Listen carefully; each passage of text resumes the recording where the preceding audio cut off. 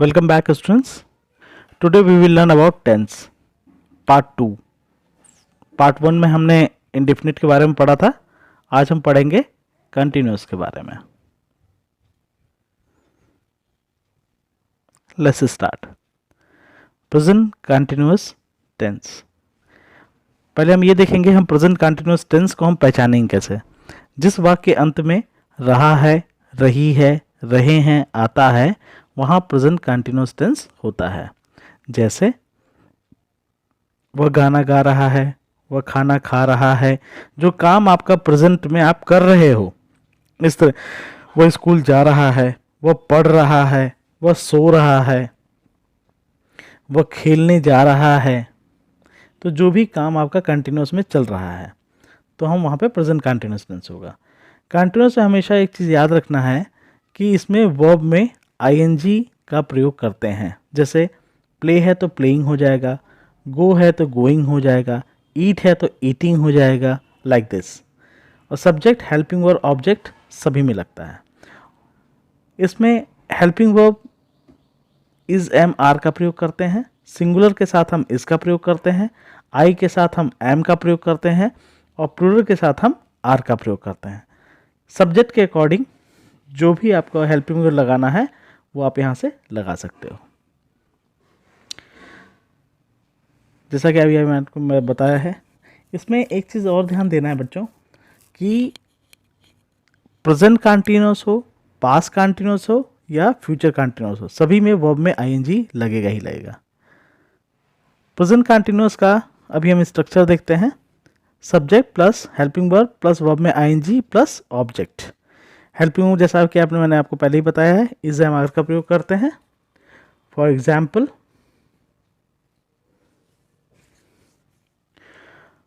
वह गाना गा रहा है. तो यहाँ पे सब्जेक्ट क्या है? ही.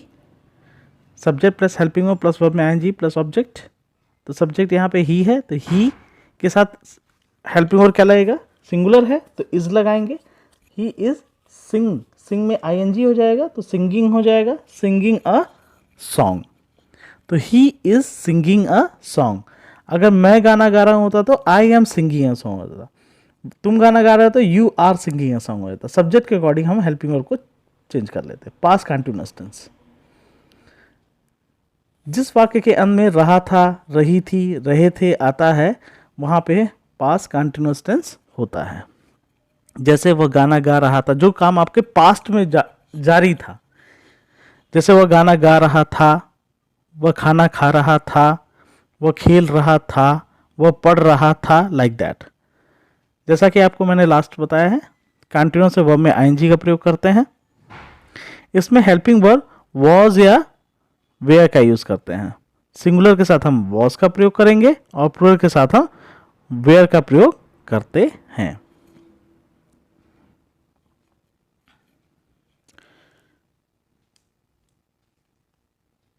फॉर एग्जाम्पल, इसका स्ट्रक्चर कैसे होगा? स्ट्रक्चर आपका सेम है. जो आपका प्रेजेंट कंटिन्यूअस का स्ट्रक्चर होता है वही आपका पास्ट कंटिन्यूअस का भी स्ट्रक्चर होता है, वही आपका फ्यूचर कंटिन्यूअस का स्ट्रक्चर होता है. तो याद करने में बच्चों को आसानी होगी I think. Subject plus helping verb plus verb में आईएनजी प्लस ऑब्जेक्ट. बस इसमें आपका हेल्पिंग वर्ब चेंज हो गया. वह गाना गा रहा था. तो यहाँ पे सब्जेक्ट आपका स्ट्रक्चर सेम है. सब्जेक्ट यहाँ पे क्या आ गया आपका? ही. अब सिंगुलर है ही तो हम यहाँ पे क्या यूज करेंगे? Helping verb was. He was singing a song. अगर हमारे पास वे गाना गा रहे होता तो दे वेयर सिंगिंग अ सॉन्ग. मतलब जो भी सब्जेक्ट अगर सिंगुलर है तो हम वॉज यूज करेंगे और प्लूरल है तो हम वेयर यूज करेंगे. Future continuous tense. इसको हम कैसे पहचानते हैं? जिस वाक्य के अंत में रहा होगा, रही होगी, रहे होंगे आता है वहाँ फ्यूचर कंटिन्यूअस टेंस होता है. जैसे वह गाना गा रहा होगा, वह खाना खा रहा होगा, वह स्कूल जा रहा होगा. मतलब जो भी फ्यूचर में जो काम आपका कंटिन्यूअस फॉर्म में चलेगा तो वहाँ पे हम क्या करेंगे? इसको हम फ्यूचर कंटिन्यूअस टेंस कहते हैं. जैसा कि मैंने आपको पहले ही बताया कि कंटिन्यूअस में हमेशा वर्ब में आईएनजी का प्रयोग करते हैं. इसमें हेल्पिंग वर्ब विल बी या शैल बी का प्रयोग करते हैं. सिंगुलर के साथ हम विल बी का प्रयोग करते हैं प्लूरल के साथ हम शैल बी का प्रयोग करते हैं। आई एक्सेप्शनल केस है जिसके साथ हम विल बी और शैल बी दोनों का प्रयोग करते हैं। स्ट्रक्चर उसका सेम है, subject plus helping verb plus verb में एनजी प्लस ऑब्जेक्ट, जैसा कि पिछले था।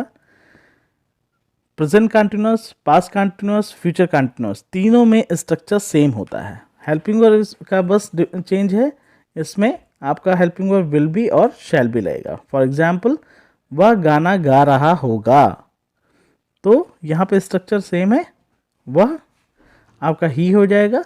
ही विल बी, क्योंकि सिंगुलर है, will be singing a song.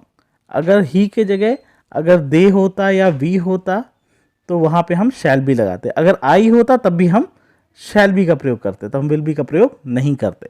I think बच्चों आप लोग समझ गए होंगे। Thank you.